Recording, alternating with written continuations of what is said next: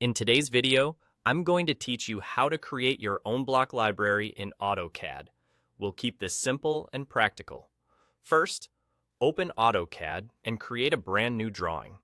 Think of this empty file as the container that will hold all your reusable content.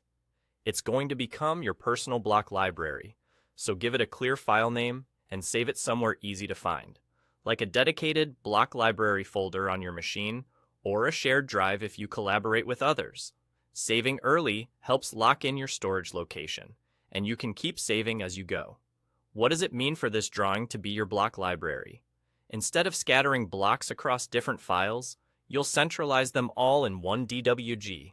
That makes it faster to find, consistent to use, and easier to keep updated.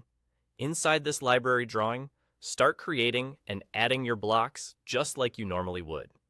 Keep everything drawn at real-world scale and pay attention to good habits. Put geometry on appropriate layers, or, if you prefer, use layer 0. So blocks inherit properties from the host drawing.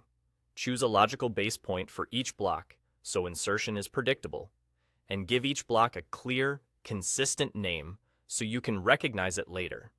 If you already have blocks in other files, you can bring them into this drawing and keep them organized in model space.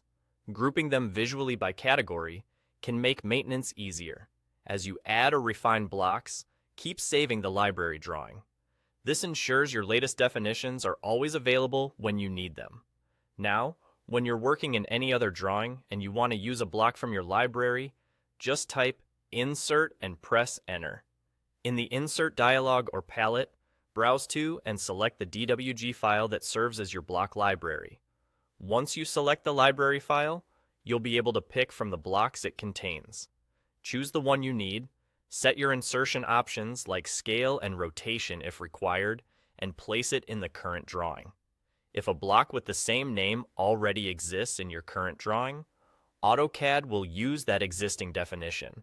So it's a good idea to standardize names and keep your library as the source of truth. That's all there is to it. Create a clean drawing, build and organize your blocks inside it, save, and then use Insert in any project to pull in exactly what you need.